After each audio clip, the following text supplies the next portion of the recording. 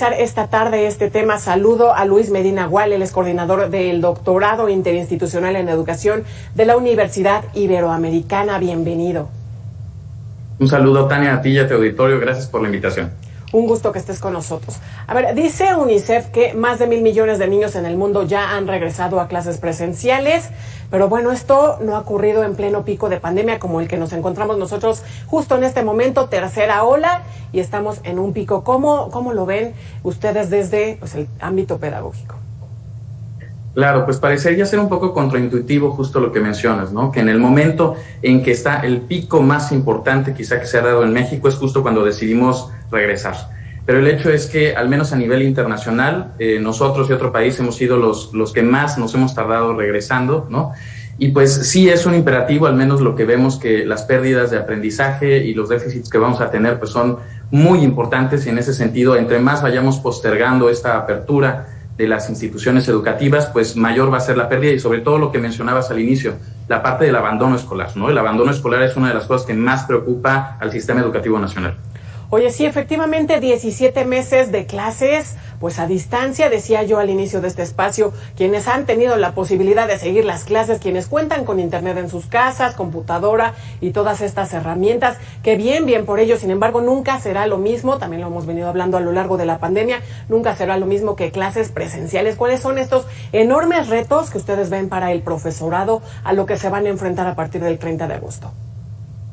Mira, dentro de una serie de investigaciones que hemos realizado a nivel nacional con la Universidad Iberoamericana y otras 5 instituciones en un proyecto que se llama Educar en Contingencia, hemos encontrado diferentes retos, específicamente en el tema de lo pedagógico. Hay mucha expectativa acerca del logro de los básicos indispensables, ¿no? Sabemos que no todos los estudiantes tuvieron la posibilidad de continuar los estudios, muchos lo abandonaron. Se habla de más de 5 millones de estudiantes mexicanos que están abandonando. En la encuesta que nosotros levantamos a 300,000 personas, el 25% de la población, 1 de cada 4, decía que no sabía si iba a continuar como tal los estudios el siguiente ciclo escolar, ¿no? Entonces, uno de los temas que está, digamos, como en el centro es, primero, desde luego, el ver que todos los estudiantes tengan las condiciones para poder volver, y el logro de los básicos indispensables, aunado con este tema de el abandono escolar, ¿no? La posibilidad de ofrecer nuevamente, digamos, la presencialidad como también un medio para que las personas puedan regresar a las escuelas, que muchos en este tiempo dejaron de ver como importante, o digamos, dejaron de verle la utilidad a la escuela por la falta de aprendizajes que algunos percibían que tenía la escuela. Oye, bueno, varios aspectos que por supuesto preocupan. Uno de ellos, platicando con profesores, me dicen, bueno, nos preocupa el tema de la modalidad híbrida, porque bueno, mucho se habla. Sin embargo, muchas escuelas no cuentan con las herramientas necesarias. Hoy, a 10 días, 11 días que estamos del retorno presencial, no saben cómo van a poder realizar esto, ¿no? Bueno, pues cómo van a estar en el pizarrón, van a tener que utilizar su celular. Vaya, hay escuelas que no cuentan ni siquiera con Wi-Fi, el suficiente para que todos los salones estén al mismo tiempo, pues realizando clases presenciales y además híbridas. ¿Qué decir sobre esto?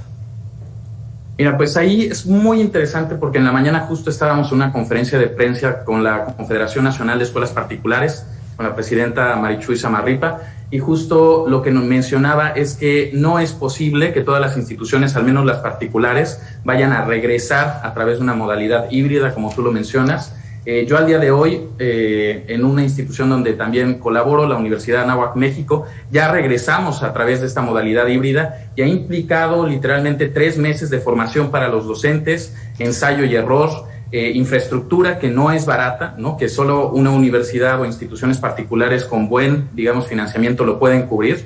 Entonces, sin duda, después de esta conferencia de la Confederación, lo que nos deja es la idea de que esta idea de que todos vamos a regresar de manera híbrida no se va a lograr.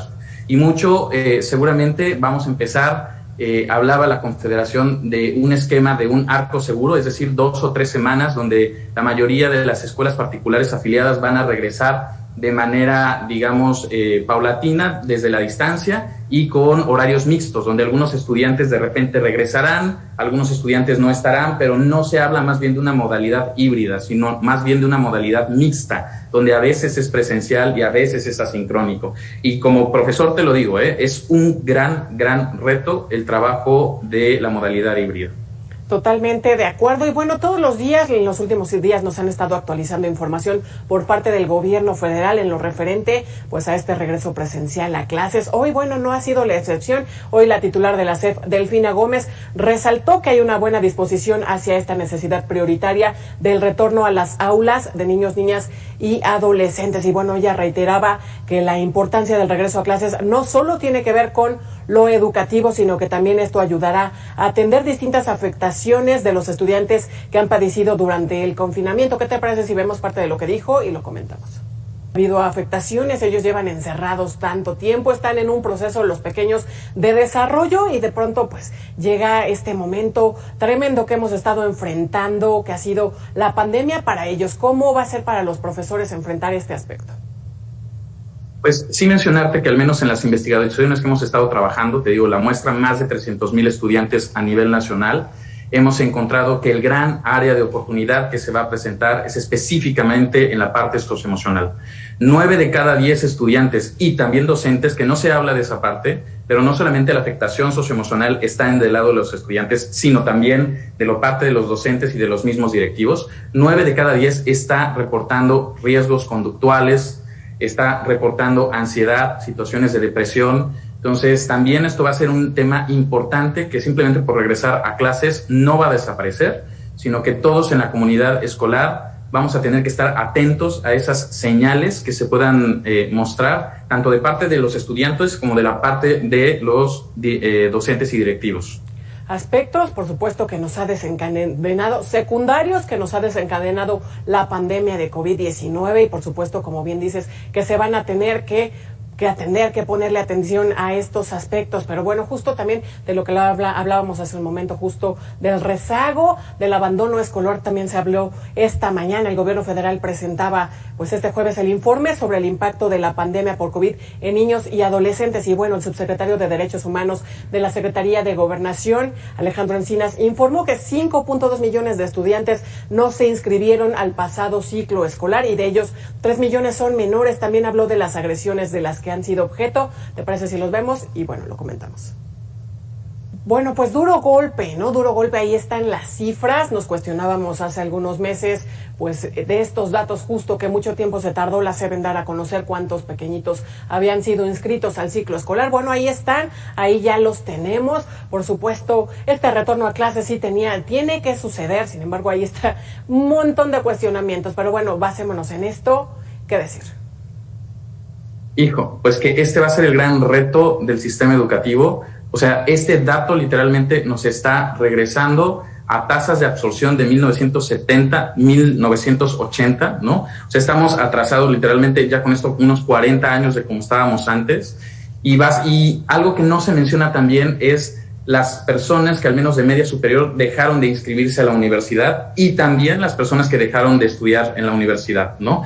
Ahí tenemos el dato que alrededor del 12%, al menos en el estudio que realizamos, el 12% de los estudiantes de educación superior están pensando seriamente dejar los estudios. Entonces, es un fenómeno que está generalizado y yo creo que el Estado mexicano tiene ahí una tarea bien importante de reposicionar, si es así el deseo del Estado mexicano, de reposicionar nuevamente la labor que tiene la parte de la escolarización en la formación de ciudadanos mexicanos y mexicanas. Sí, además en este mismo aspecto, pues ahí vuelve el tema de la falta de políticas públicas que beneficien y que apoyen a los pequeños, a la infancia de este país, que muchos especialistas señalan están pues en el olvido, de plano abandonados. Y bueno, factor fundamental será en este momento que el gobierno los apoye para que pues retornen a las aulas, entiendan, puedan pues volverse a conectar con los conocimientos, ¿no? Y esto pues por supuesto con el fin de que no tomen pues malos caminos. Pero bueno, justo dentro de todo este debate de diversos aspectos también está el tema sanitario. Yo quisiera ponértelo sobre la mesa para conocer también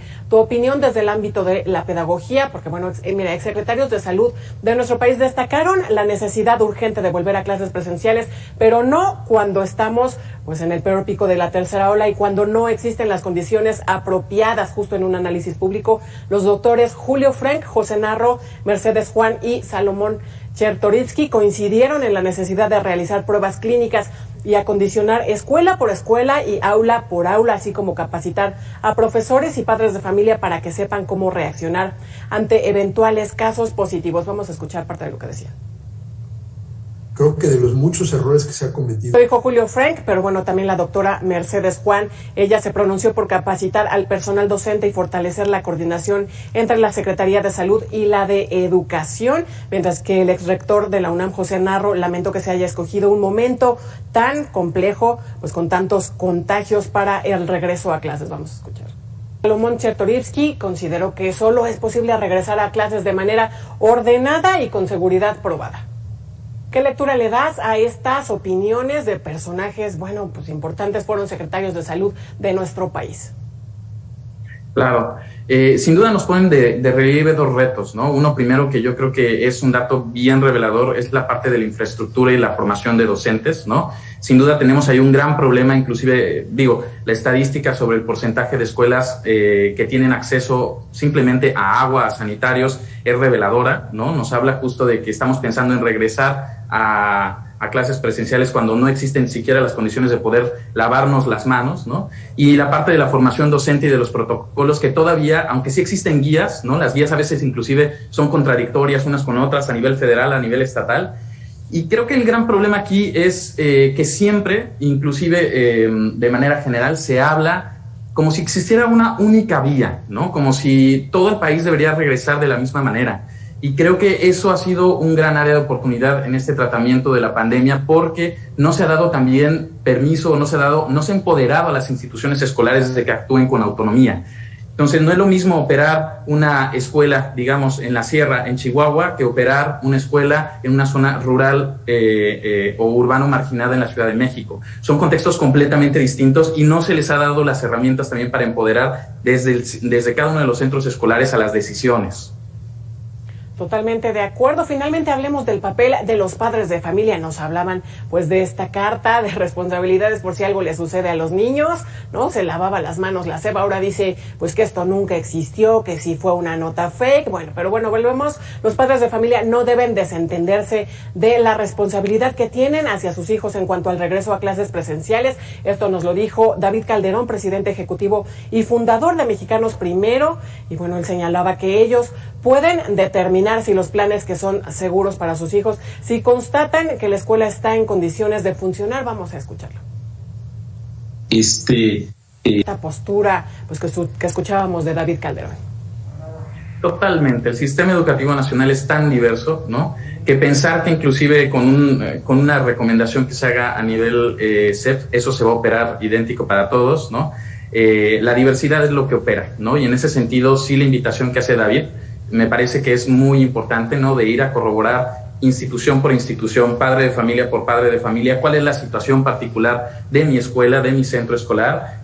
Aunado de este hecho, que es importante que haya o no la carta, ¿no? Yo creo que existe la corresponsabilidad de todos, de la salud de los estudiantes, de los padres de familia, y no solamente a nivel del centro escolar, sino de autoridades educativas, de medios de comunicación, de toda la sociedad en general. Somos corresponsables, exista o no esta carta. Totalmente de acuerdo contigo. Luis Medina Gual, coordinador del doctorado interinstitucional en educación de la Universidad Iberoamericana. Te agradezco estos minutos con Mega Noticias. Muchas gracias por la invitación. Muchas gracias por estar con nosotros. Momento de hacer una pausa, es muy breve y nosotros regresamos con más.